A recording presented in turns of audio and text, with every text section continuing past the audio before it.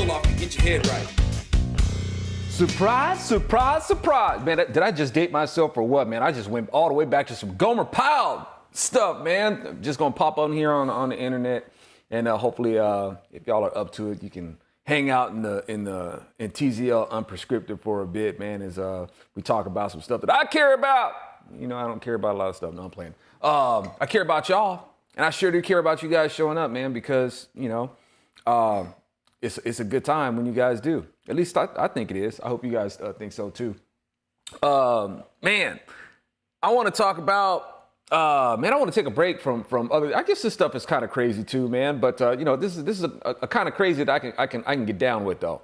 Pantera, one of my favorite bands from back in the day, man. Shout out to Generation X, man. Pantera, one of my favorite bands, and I haven't talked about them in a little bit, man, because the lead singer, Philip Anselmo, kind of went off the deep end, man, and you guys probably know the story, and he's apologized for it, man, and I can dig that. But we'll go into that a little bit more as I get my ramble on. So Pantera, and I guess it's being called a reunion tour. I don't know about it being a reunion tour. I don't know if that's the right language. I don't know if that's the language. I just know that they're between Philip and Rex. They're taking the show on the road again together under the moniker of Pantera. It's not, of course, including the Abbott brothers. Rest in peace. But as it is, I reckon, the proper language, and I think a lot of people agree that the proper language for this would be a Pantera tribute. What's up, y'all? I see you coming in. More of a tribute tour. Pantera tribute, I think, would be more appropriate. And with Pantera, man, it's been long awaited. It's been long anticipated who would do it. The things like say for instance, let me see. When people were thinking they were vetting Zack Wilde, and it would be thought that Zack Wilde wouldn't be joining because of the things that Rex said. I don't know if he said anything like really derogatory. He just kind of downplayed it. Says, "No, man, that's not going to happen. If we do Pantera, man, it's not going to happen with Zack Wilde." But here is Zack Wilde playing, and they've been friends for like a long time. I don't know why Rex would downplay it like that. Maybe he didn't want to play up something that. Maybe he didn't want to get on board with something that maybe he wasn't totally sure was going to happen. And was just like, Fake Jake says, or Fake says, a Pantera tribute to themselves. I mean, I don't know. Is it a tribute to themselves? Is that really fair to say, being that, Pantera is really Vinnie Paul and Daryl. They were Pantera.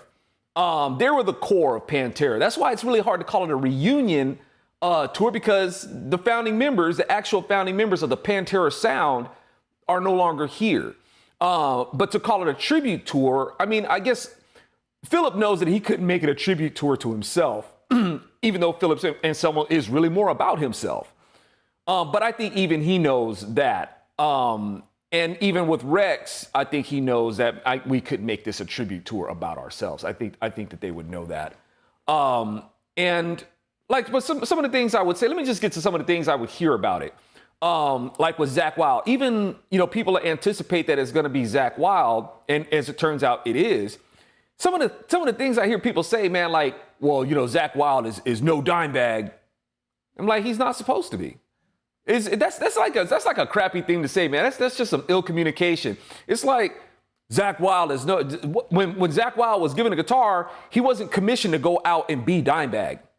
It's like Zack Wilde, you got to go out there and be this. Oh, Zack Wilde is Zack Wilde. Zack Wilde has made a name for himself. All right, he's got God-given talent, whether he acknowledges God or not. It's too bad, man. God gave you the talent. Okay. And he's gone out there and he's Zack Wilde, a very well recognized guitar player. He doesn't need to be Dimebag.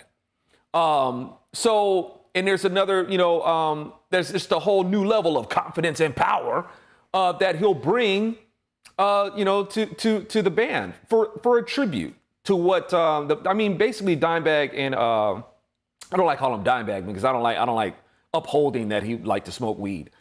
His name is Daryl, flipping Daryl. All right, Daryl Lance Abbott. All right, and from here on, I shall refer to him as Daryl. Yeah, or I don't think he'd appreciate D-bag. But it's like, did you forget what you were getting ready to say? So were you smoking something? No, I wasn't smoking anything. But you know, they pioneered a sound indeed, right? And I mean, I guess, you know, even before all these tragedies happened, there was a falling out, you know, with the Abbott brothers and Phil. Phil's a drug addict. And it's like these kind of things, man, it's disappointing because Phil was blessed to be the front man of this pioneering sound that has gained so much respect in the metal. You guys obviously can tell that, like, if you listen to my opening song, you know that it's influenced by Pantera. All right, Pantera is like one of my favorite bands. When you listen to 20 Pound Sledge, which is now Sledge X, you can totally hear the Pantera influence in it.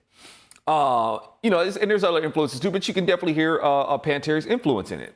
But you know, but when you got all that, when you have that kind of influence over people who celebrate your music so much, and it's like, that's not enough for you, man. You got to do the drugs too, you know, and you have no gratitude for God who blessed you with this talent and to be able to be where you are in the music community. I mean, wow, man, it's like you have no gratitude for that. And you can't, and you're greedy. It's like you can't even be satisfied with that. And you want to try to blame it on like physical pain or anything like that. I'm gonna go to these recreational drugs to deal with my physical pain or this. No. Hey, you're just greedy. So, but you know, I like to think, and from what I understand, he's cleaned up his act, you know, which is great. Yeah. You know, that's good. The comments that he made with the, you know, the whole white power thing, according to him, which actually he's not profusely, but he made an apology without like so much blaming other factors. His apology, it wasn't like outright, I'm sorry I did that. He didn't try to necessarily justify it, but it's like, look, man, that wasn't what I really meant, and kind of gave some other circumstances surrounding it. And then later on, it just came flat out. It's like, look, man, what I did was wrong and ugly, period. He basically tried to play it off like it was a joke. He tried to blame it on the fact that he was drinking white wine, right? And it went to his head. He's like, wow, man, that's some powerful white stuff, white power, right? And he kind of like made it out to where it was like people were like heckling him or something like that. And to respond to him, he was like, I would respond to them with the ugliest thing I could think of. And the ugliest thing I could think of was to say white power, right? So that it's things like that. Yeah, I guess if you're high, some of that stuff will make sense. But okay, now I also understand the frustration that Philip Anselmo would be dealing with. You know, like he's one of the things that was eating at him was like he's listening to like rap music, right? And he's like, man, in rap music, they're always talking about killing white people. How would they like it? You know, and they're always talking about killing white people and black power. And it's like, well, Phil, I don't know what rap music you're listening to. They're usually not talking about killing white people. I mean, not saying that they don't, but most of it is about killing other black people. All right, that's more if you talk about the gangster rap and drill music and stuff like that, or drill music is like the latest evolution of rap music, right? But in the gangster rap, it's mostly about blacks fantasizing about killing other blacks. And yeah, sure, there's the black power narrative and stuff like that. So I can understand where Phil is like, what the crap is this? How come they can get away with this? You know, well, how would you like it if I went out there and said, hey, white power, how do you like it? Right? I mean, unfortunately, maybe Phil forgot that there was laws that made like basically white power like legal, and blacks were forced to be second-class citizens. Now, that hasn't been for a long time, and that's definitely not something I promote some butthurt about. And that's some kind of stuff where it's like even in the black community, who plays on in the culture, who just loves to use the N-word and put other black people down, right? That's just a staple in a lot of black culture. So I don't, you know, it's like I'm not sensitive about Phil Anselmo going off on the whole white power thing and calling black people out. Say, look, man, this is what you guys do. How come you can get away with it, right? So I don't really blame him for that. That just wasn't a good form to do it in, because it's like if I remember right, you know, it's like this. You got this feud between Pantera and you've got this iconic sound that was made, and you did that with it. And that stain can't, it's like it's gonna splatter on the Pantera brand. All right, which was a really selfish thing to do.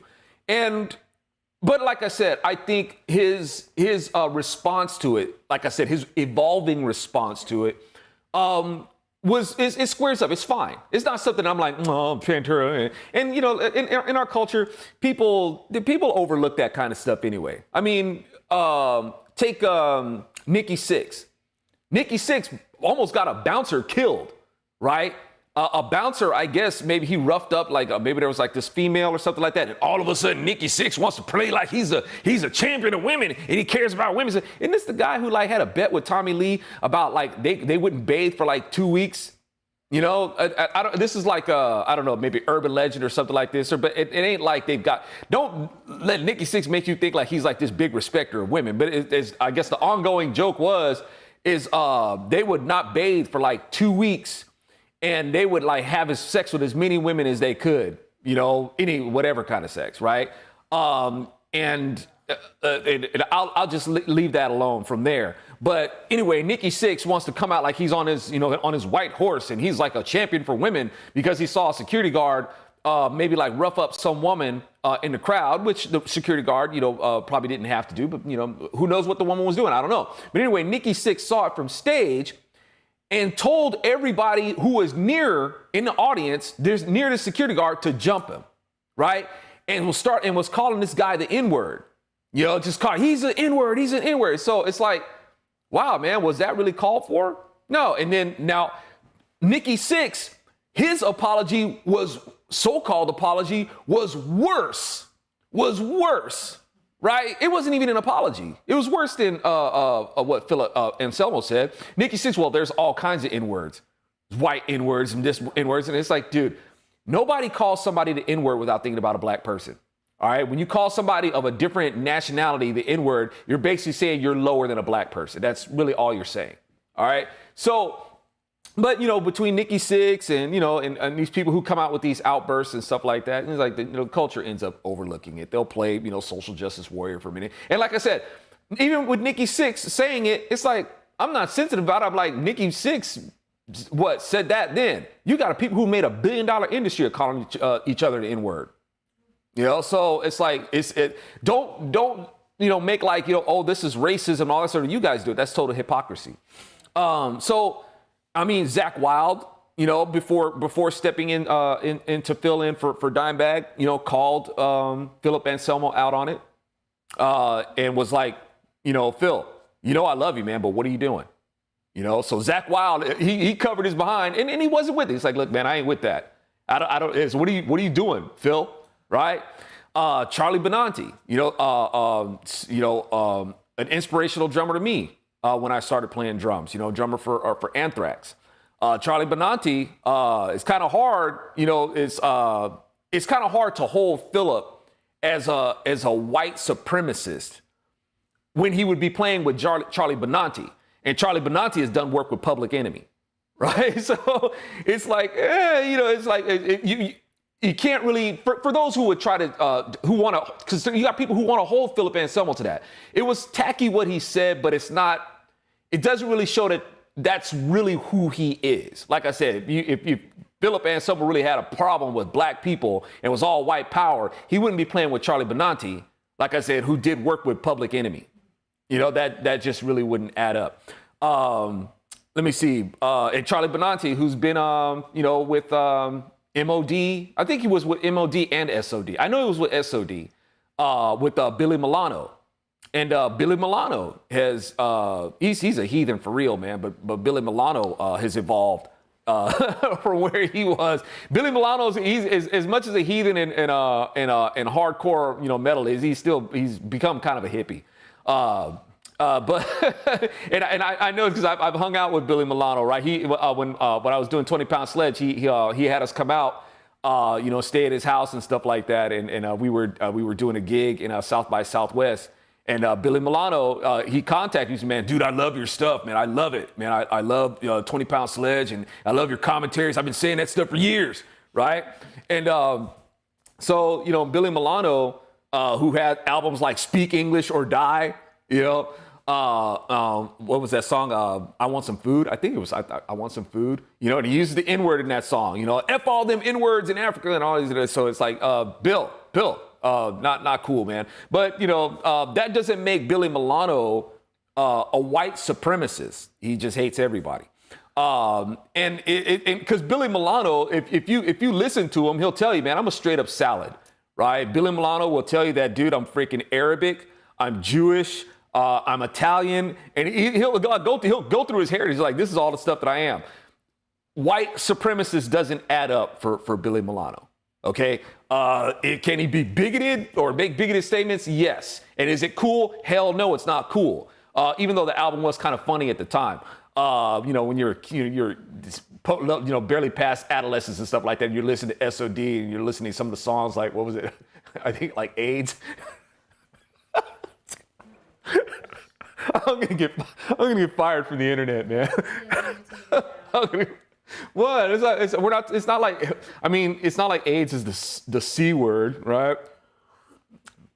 And by C word, I don't mean cancer, and the Lord's fortification and peace and resolve to anybody who's dealing with any family member or themselves who are dealing with that.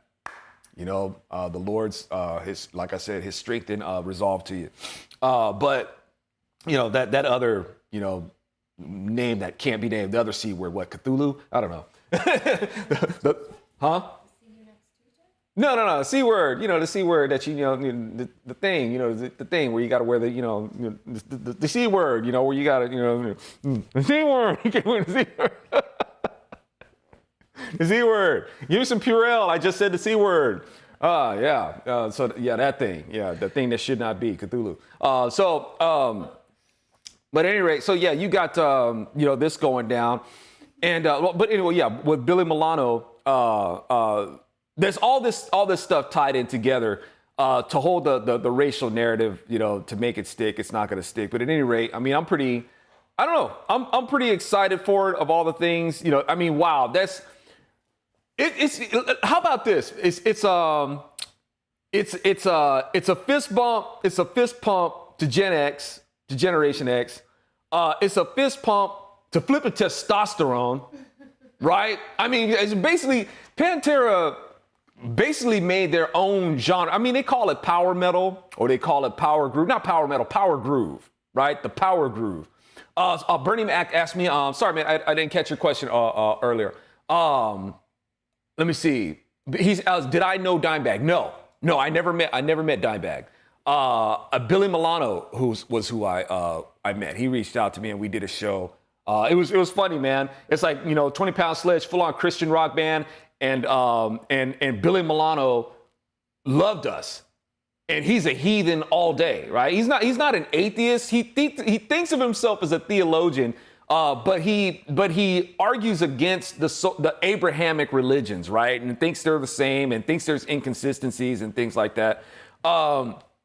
I don't know if he's outright called himself an atheist, but he's just very misguided about the scriptures. And he got to talking to me and he was like, oh, okay. All right. If you'll excuse me, I'm going to just go back and I'm going to smoke this weed and pet my dogs. That was Billy Milano. But I didn't get to, but it was, while we do the gig, not only did we have Billy Milano, man, who, God bless him, who really enjoyed 20 Pound Sledge music. We had the bass guitarist for Morbid Angel running sound, right?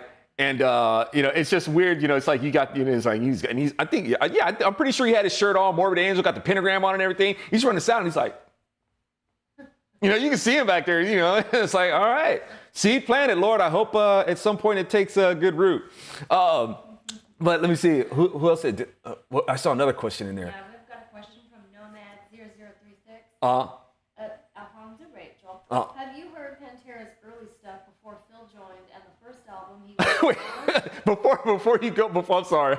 Before you go on, let me just straight up say no. The first time I heard Pantera was Cowboys from Hell, right? I heard that groove, man. I was like, this is my jam, right? This is my jam right here, a Cowboys from Hell. But I refused to listen to anything before that because when I saw a picture and I saw that hair, right? And I saw that hair face, I ain't listening. I said, oh, no, wait, I ain't gonna do it. It's the before Cowboys in the 80s when they sounded like a hair band. when Daryl was called Diamond Daryl, bro, right? They called him Diamond Daryl. No mullet. It's a big hair. Big old hair, right? I'm talking like, yeah, Aquanet. Yeah, they used up that Aquanet, man. So, when the hair metal was helmet, like a hair, but yeah, they had that pioneering sound, man.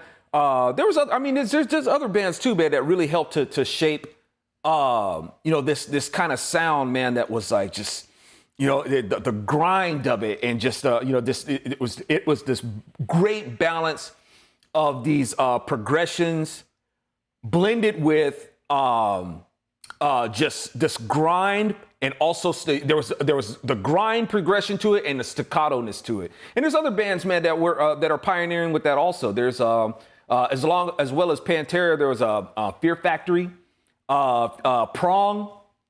Prong was great, and they became more of like they were more like industrial metal, and I think that's who Static X came a little bit later, and really kind of congealed that into something like I think what is it, Wayne Static called it Evil Disco, and like I said, that stuff it was a Vulgar Display of Power was great. Yeah, that album was, I think that album has probably my favorite song by Pantera on it, Broken, right? I think that's a lot of people. I think a lot of people's favorite song is Walk. That's like their big one. That's their their signature, their real signature song is Walk. I like that one too, but Broken is that song is banging. And Cowboys from Hell has some good jams on it. Like I guess I would be a little bit partial to a Concrete Sledge. It's like I like that one. So yeah. I don't know. I'm wondering if I'd want to see him in concert. I don't know, man. It probably seems like there might be too many knuckleheads out there. I don't want to say I'm too old for that, but I don't know. It's like I would like to think that people would just want to go there and have a good time, but it's like I'm just imagining people like going in there in full on gorilla mode. And when I say gorilla mode, I'm not talking about like Che Guevara gorilla. I'm talking about like Silverback. Like people going in there, and unless you give them a banana or something like that, they're not going to be nice. And I don't know. It's Even be able to breathe because of the weed. yeah, that too, man. It's like I don't want to be around all that weed, and because I imagine you're going to have like two people on different sides. Hopefully they can all just have a good time, but you're going to have those who are just. You have like this zealousness of this overzealous loyalty of those who are, no, man, it's not Pantera unless it's Dimebag, and unless it's the Abbott brothers, right? This ain't Pantera, and you might have some haters as far as that, who may just show up to the concert just so they can hate.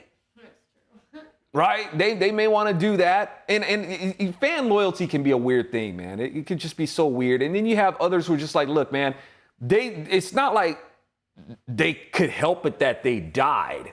It's like, I don't think that's what they wanted to do to anybody, but they did. And Pantera is a beloved sound. And people would still want to see it performed, even as a tribute. Because I think a lot of people would want to pay, for lack of a better word, tribute to this sound, man. It's like, man, it was such a groundbreaking sound that they made. It's seriously classic. Pantera has a classic sound. And some people just want to hear that just being performed, even by the two remaining members who weren't. They were, don't get me wrong, y'all. Philip and Rex are integral to the sound. They're not the core of the sound. The Abbott brothers were the core of the sound. And from there, Philip basically gave the sound a voice, right? And, Rex gave the song, the sound, basically the sound that he was, I don't want to say directed, but it was like the sound's going to need, it's going to need the girth, right? Here's the core between Vinny and Daryl. There's the core of the sound. And then from there, it's going to have its bass, and it's going to have a voice. And that's where Philip and Rex came in. But Pantera wouldn't be Pantera without the Abbott brothers. I think that's fair to say, and I think it probably goes without saying. I think a lot of folks understand that. But sometimes you have people who are blinded by, fan loyalty, where it's like they don't accept anything else. And maybe they feel like they're doing, the Abbott brothers honor or something like that, or showing like this loyalty, and the sentiment by saying, oh man, they're irreplaceable and stuff. And they are irreplaceable. Zack's not coming in to replace Daryl, and Charlie Benante is not coming in to replace Vinny. It's not what they're doing. It's like, look, man, we're just trying to help carry on the legacy of it. That's it. I don't know if they're going to write new songs. The classics have already been made. It's one of those things. It's like, man, they can go ahead, and just keep on playing those songs until they're like the Rolling Stones, just old. They don't really need to write new songs. And I don't know if I would say, write the songs as Pantera. If they wanted to stay together, as a group, yeah. What do you guys think? Should they stay together as Pantera? I don't know. I would say no. What are they calling themselves for this tour? It's Pantera. Okay. As far as I know. I don't know if I would say bill it as I don't know. Like I said, bill it as a tribute tour. Tribute tour to Pantera. And if they want to stay together, what would they call it? I don't know. Pick another wild animal. Pick another wild cat. It's like, okay, so we can't be Pantera. I guess Pantera, being Spanish for panther. Yeah. It's I don't know. Leopard. No, they already got Def Leppard. What is it? Liger. Yeah. It's right. Look, we're Liger. Got a question. Static X, the lead singer, died. Yeah. Is there anybody who's replaced him? No, matter of fact, Tony Campos, the bass player, he went on to be with. He's with Fear Factory now. Yeah, Tony Campos with Fear Factory. Static X is kind of disbanded, or? I don't know if you guys have ever heard of you guys might have heard of Leo Morci. I think I'm saying his name, Morcioli. He does like cover songs. He does like metal versions of like just songs, whether they're contemporary from back in the day. And I thought that if Static X, because Static X was talking about going on, but without Wayne Static, I guess it's not really Static X. But if they wanted to continue playing those songs, not maybe write new songs as Static X, but have like a Static X kind of like tribute, I think that Leo Morcioli would have been great. I think probably he had the chin rope and everything to go and continue on, or to go on and do a tour as a Static X tribute. That would have been cool. Let me see. Yeah. What is Stimulantis? Man, I'm sorry if I'm saying your name wrong. Stimulantellect. Thank you. Such a journeyman. Yeah, indeed. I don't see him. I don't see that. Yeah. I could go with that. That makes sense. It's like do the tour. And Jack could probably. Zach could probably play in like 3 or 4 different bands at the same time, and and it'd still be all good. But like I said, this to be at like a permanent Pantera thing, I don't know. Indeed, man, it is sad about the Abbott brothers. And I guess even with that, there was some controversy in terms of like the fallout with Philip Anselmo and Daryl. I think one of the things maybe Phil said was that Daryl should be severely beaten. I guess because I guess Philip wanted to get Pantera back together. And Daryl's like, Yeah, man, we're kind of tired of waiting for you, man. You're doing these drugs. You know, when you got another musician in the band telling you, dude, knock it off with the drugs, man. You know, it's like, dude, that should be like a PSA for everybody. It's like, dude, hey, y'all, if you're gonna go into rock and roll, leave the drugs out, okay? Just leave the flipping drugs out. And you know, Philip, he was doing them drugs, man, and that's why I say, you know, it's insulting, man. It's just insulting when you have, you know, people who want to get into, you know, a career in music, and you see these people who are living the dream, and it's not enough for them, and they got to go get doped up, man. It's like, dude, you would think that your career would be high enough, and it's not, you know. And then, like I said, man, just the sad part of it is when they don't give thanks to. It's like, man, you've been given a talent, an opportunity, man, to make a career of this, and you have no gratitude towards the one who gave it to you. That's like, wow, man. And, you know, Lord help me, I don't ever want to be one of those people. And if that's what I would be, you know, and I definitely was going in that direction at one time. All I wanted to be was a rock star, man. No thanks to God for anything like that, for, you know, whatever talent that I had. You know, I just wanted to use it for myself and glorify myself. And I could have just easily been one of those people. It's like, man, that's just low.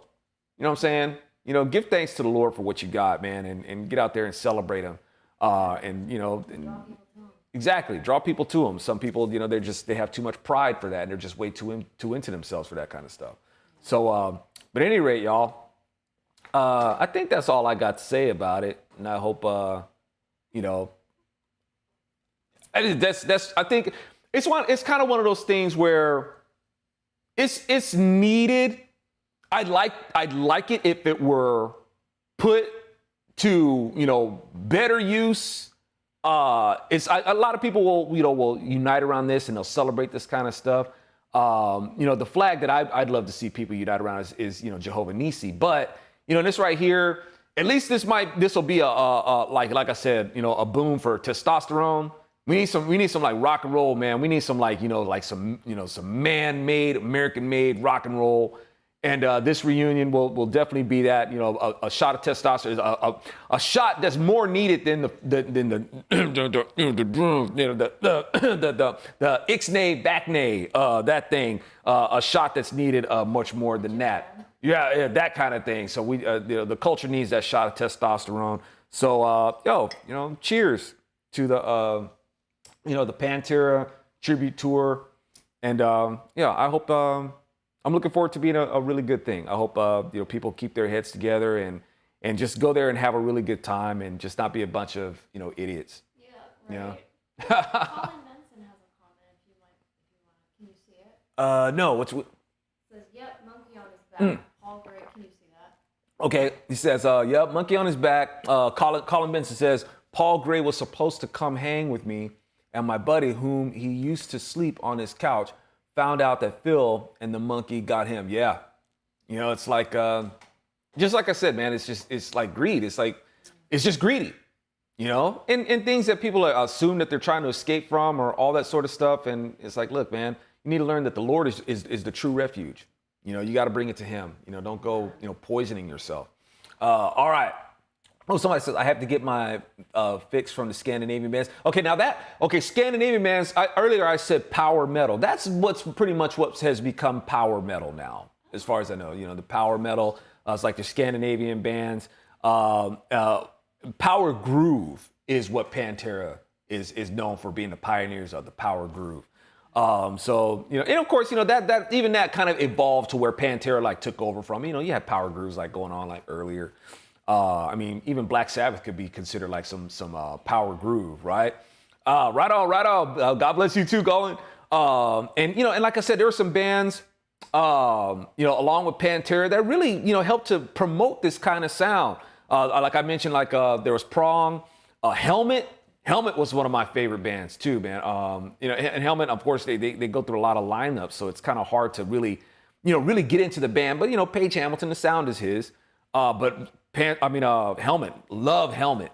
You know, there was 24/7 Spies, which was more funk metal than it was power groove. But you know, some of the riffs that Jimmy Hazel would come up with just thick. But it was another one of those things where it's like 24/7 Spies, just like 20-Pound Sledge goes through a lot of these bands. You just go through a bunch of lineups, and sometimes you got to be able to have that lineup long enough to just really, because people are able to relate to the band. If you got this revolving door of people like going in and out, it's hard to establish yourself as a band and really go forward. But there's bands like that there who really had this there was this just thick beat behind it that you could just really feel in your gut when the guitars kicked in with it. And it wasn't like the cheesy minor chords or anything like that, or open chords, anything like that. These were like straight up grindy root fifth chords that just made you just make that stank face. It was like, dang, yeah, right. That's like auditory Angus. That I'm just eating just auditory Angus, with my ears. My ears got teeth and they're just masticating this musical meat. That's what I'm talking about, right? That's the kind of music and we need some more of that. So like I said, I'm for that. And, I think in Generation X, man, we're the generation that landed that. And there needs to be some more of it. And I hope that you guys will support Sledge X. Doing their part to bring it, even though Sledge X is just basically me, right? It'd be like Sledge X, like somebody gonna take over Sledge X, but I'm not here to do it. That wouldn't be like a Sledge X reunion. It's like it's like what's her name, J.R. Tolkien. It's like we're gonna have a get together for Harry Potter and stuff like that, but we're not bringing you. That's not really a reunion for Harry Potter. The very person who founded it, you gonna leave her out? It's like it's not really a reunion. He'll say, "Oh, I like some stank on it." That's right, right? You got that's right, funky. Anyway, we do have a question. Joseph Blachos, will you do more covers like Detroit Rock City and Photograph, perhaps Walk? Man, okay. And I really quick. Colin Benson says yes. Drop D changed it, right? Indeed, Drop D was a game changer. I think. And I'm gonna get to that question about the covers in a second. I think the first time I may have really noticed, I think they did. And I'm embarrassed to not know this for sure, but I think the first time I really noticed that tuning was lower was the Thing That Should Not Be. Speaking of Cthulhu, right? Off the Master of Puppets album. I don't know if that's tuned to. It seems like it's a lower tuning. Help me out here, man. I know I could look it up, but I've never really thought about it. I've never really looked into what tuning it is. And it's like, so it was, don't you play guitar? Shouldn't you know? It's like, I know, man. It's just lazy. A lot of stuff to think about. Okay. But yeah, Drop D tuning, especially it really became more definitive, with the Seattle sound, Alice in Chains, doing that stuff. Loved it, but then the tuning got. I think it went from Drop D immediately to Drop. I think Drop A, because it went from that to Korn, right? It went from Seattle sound to Korn, and it was and then from there it just went lower and lower, flipping Drop A, Drop F. Right now, when I did the two albums, Divine Battery and Electric Exodus, I did those in both Drop C. Did those in Drop C, and the next set of music I'm looking to do, I'm gonna hang out with B. I'm gonna do them from there. I'm gonna tune my guitars to C sharp, drop it to B, and that way it'll be like the B string on the bass guitar. And I think I'm good from there. I want the bass to still sound like bass. If I do some slap bass, I want it to be slap bass, not splat bass. I like that kind of happy medium as far as that goes. And yeah, with the covers, I want to get back into doing the covers. As you guys know, we moved to Texas in January, and we're still trying to get established. The whole slowdown it slowed everybody down. We're still trying to get into the facility to be able to record and all that sort of stuff. And I'm itching to record. Also, I'm like, you know what? Fine. I'm just gonna set up my drums, and I'm gonna be pretty much playing my drums like this. And I don't really have the right setup. I'm not where I need to be to actually have the right setup to do it. But I'm going out of my mind wanting to do some music. And when you're not doing music in the capacity to you get rusty. And it's like, I feel like I'm gonna have to drink a quart of oil in order to get all this rust off me because I'm rusty as all get out. But yeah, I mean, I want to get back to the cover. I got a list of covers that I'm wanting to jump into. So yes, I definitely want to do that. As far as doing walk, okay, let me tell you, I'm not saying that I wouldn't do it. Okay, one, I would have to perform the solo. And when people say that you're no dime bag, it's like, yeah, I'm no dime bag. Okay, I couldn't pull that solo off. My chops they're not that good, right? Playing rhythm, I'm more of a rhythm guitar player than I am a lead guitar player. So I couldn't pull off that. So now I could probably get a guest in, who could do a decent job of hashing out, that solo, but I wouldn't be able to do it. The other thing is trying to so people are like, but now might be saying that. That's like, so what are you saying? Are you saying that you can hang with Vinnie Paul? Are you saying that you can hang with his drumming? Are you saying that you can hang with Rex's bass playing? Right? That must be what you're saying if you're saying that you can't keep up with Daryl, but you can keep up with Vinnie Paul. I'm not saying that I could keep up with it. I could. I'm digging my own grave here. And even that's a poor choice of words, being that Vinnie Paul is yeah. I'm just digging deeper, man. Come on, Lord help me. All right, walk. A song like that is already like heavy. You know what I'm saying? I couldn't really add any heaviness to it without, like, I guess, I don't want to say ruin it. It's like it's already as heavy as it needs to be, and that's why I wouldn't do it. Now that guy I mentioned earlier, Leo Moriccioli, I'm sorry if I'm saying his name wrong. Like I said, he does incredible covers. He did a cover of Walk, but when he did it, I think he did it. It was a long time since I've seen it. I think he did it on ukulele. So he usually takes like songs and he makes like these full-on heavy metal versions of them. But he took Walk, and I think he either did it on a ukulele or just acoustic. He did like an acoustic version of it, and it was cool, right? It was like, okay, it was like one of those. It was the same kind of thing where, like, remember even though this was a Disney movie, Tombstone. Remember when flipping, I think it was Johnny Ringo, right? Johnny Ringo and Doc Holliday, and Johnny Ringo pulls out his gun and starts doing all the tricks and stuff like that. So rather than Doc Holliday pulling out his pistol and say, "Oh, let me one up you on that," he's like, "Man, give me my drinking cup." It was like, yeah, okay, that was a classy. It was like a classy thing to do. And so with Leo Moriccioli, it's like, rather than trying to make Walk like another heavy metal version of Walk, it's like, no, man, I think the classy thing to do, the respectful thing to do, give me the acoustic, man, and just let me just go ahead and bust it down from there, So that was, and like I said, it was a good, like sometimes, trying to do an acoustic version of a song, some people can't do it, I think I saw, I might get some trouble for this one. I think I saw Anthrax, Moriccioli. Even looking at him, and I still say his name wrong there, Colin Moriccioli. But Anthrax did a cover of Comfortably Numb. Ooh. They did. It's like, no, I do not think. I don't think that came out too good. That's my humble opinion. I'm sorry if you liked it. And the weird thing is that Joe Belladonna's no slouch. Right? He's got pipes. But I think it's one of those things where it's like, just because you got good pipes, you really belt out of tune.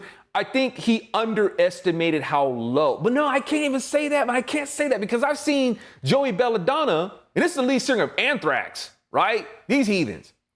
I've seen Joey Belladonna crank out the national anthem, and he killed it, right? And national anthem starts off in a register where you got to be really careful. You got to know your range, right? Because you're trying to set yourself up to where you can hit those high notes, and you want to sing in a register where it's like, okay, I'm going to start here so I have enough headroom to hit those high notes. But if you start off too low, it'll come out, the energy in it, what you, oh, sorry. It's like you sound, I think I started off too low. It's like, no, you got to really have the pipes in it. So I've seen him do that, but when he did Comfortably Numb, it's like, man, you were not, Joey, you were not comfortable doing Comfortably Numb. So, what do you guys say? What's up? Hey, Hard Boiled, man. My wife and I were just, man, Hard Boiled, check this out, man. It's been this kind of week, bro, where it's like we've had like these corresponding incidents, like this will do this, and there'll be something that totally corresponds to it. It's been like that all week, right? It's like, wow, man, did this just happen? This just happened, and then it's just happened. They're totally like related, right? And you were just asking me just the other day, what do you think of Zack Wilde's playing? Nobody asked me about Zack Wilde's playing. Nobody asked me, right? And Randa asked me about Zack Wilde's playing, and then here it is, Zack Wilde. And I guess it's been long anticipated, but I don't talk about Zack Wilde, right? Not because I don't appreciate his playing or anything like that. It's just, I haven't had a reason to publicly talk about Zack Wilde. And now here it is, I'm talking about Zack Wilde, right? Playing in, one of my favorite bands, Pantera. So how cool is that? Did you see unpopular opinion? I really like John Bush with Anthrax. Let me see. John Bush with Anthrax. Oh, okay. Wait. That's and admittedly, man, I haven't listened to Anthrax's music in a long time. I haven't listened to, really, honestly, the last album I listened to by Anthrax was the whole album. Like the whole album was State of Euphoria. State of Euphoria was the last album that I listened to by Anthrax, and I kind of fell out. John Bush. Okay. Now, John Armored Saint. Thank you. It just came to me. I just remembered Armored Saint. I think. Yeah. He brought a different flavor. Of course, they're gonna bring a different flavor to it. I like that cover. I think he did that cover by Joe Wilson. Not Joe Wilson. Joe Jackson. Stepping Out. That was a cool color. They did. No, not Stepping Out. Time. I think Time. Was he on that one with Anthrax? Was he on that one? I think he was. Let me see. Hardball says, I read the title and immediately thought, guitar, he's gonna. Well, hey man, I'm glad you still tuned in. I'm glad you still tuned in, even though I'm not doing some guitar tonight. Just wanted to talk about one of my favorite and how important I think this is culturally. It's musically, this is important. Like I said, it's important for what it does for basically,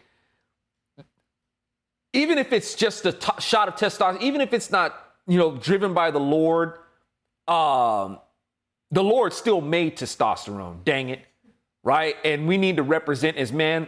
Take what that, it's like, this is their shortcoming on it. They're giving a shot of testosterone, but it needs to be taken. It's like, look, man, all right, we got an injection of testosterone. Now let's direct where it leads. And let's do that for the Lord and make a stand in the culture with this hard hit music. All right, because it's still from the Lord, right? Now, they may not recognize the Lord in it, but I do, because he's the one who gave the talent, right? And I want to use that to promote his glories. But like I said, this kind of stuff is important, y'all. Because the stuff that's going on, this promotion of like this effeminate, spell that people are given over to in the culture, man, it needs to be counteracted, man. And even Pantera, just like, they were into that glam metal stuff too. A lot of these people were, whether it was glam metal or glam rap and glam, R&B, people wearing all that makeup and all that sort of stuff. They're like, man, we got to wipe this stuff off. I'm going to grow me a beard, give you some tattoos, right? It's like, yeah, no, but I'm going to give me some flannel. I'm going to tie it around my waist. I ain't going to wear these tight, leather chaps. Yeah, leather chaps. We call them, well, I don't want to say what they were. They hugged something, right? Oh. These huggers, we're them huggies. I know somebody's gonna type it in there. Anyway, y'all, my drink's getting cold. Dang it, my drink's getting cold, and my subject on this is probably getting old. So, thank you guys for tuning in and just letting me vent about something I'm interested in, man. I'm interested in music and I'm interested in what's going on, with Pantera. And I pray that these guys receive the Lord's peace and truth, because they've been given, talent, you know, and I hope at some point they recognize and be grateful, eternally grateful for what he's given them. You know, that's just because what he's given him in essence is just the icing on the donut. He gave his life for your, you know, eternal soul to be in a kingdom of paradise with him. So I hope that you guys, you know, recognize that at some point, because you guys, you know, you want to get out there and rock with all this testosterone. Being in Christ, you know, being in his kingdom, that's what real manhood is about. You really want to show what, you know, the muscle of man, you know, walk with the Lord. You really want to walk. That's your song. If you guys really want to get down to the walk, right? You really want to get with the walk, you need to learn to walk with the Lord, right? You got a song called Broken. You really want to know what it is to be broken. Be broken, which you have been, but you need to learn to let the Lord put you back together. He is the grand architect. He is the builder, right? So that is my prayer for the guys doing the tribute: Pantera, Phil, Rex, Charlie, and Zach. And I think Zach, you know, I'm not totally sure where Zach is with that, but you know, if Zach is, you know, any recognition of the Lord, I hope that, you know, that's something that rubs off on Phil. And I hope that's where they get it, because that's what, like I said, if you really want to promote this really man music, right? It takes the Lord, man. That's what real manhood is about. That's right. All right, y'all. Blessings. Thank you guys for tuning in. Where can people reach you? Hey, bronzeserpentmedia.com. Remember, if YouTube kicks me off of here, man, they fire me because they don't like me talking about they're making any sort of allusions to the C word or anything like that.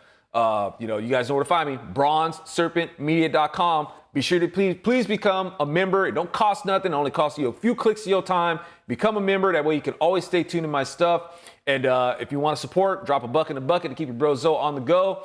And we'll see you guys next time. All right, y'all. Blessings. Good night. Dang.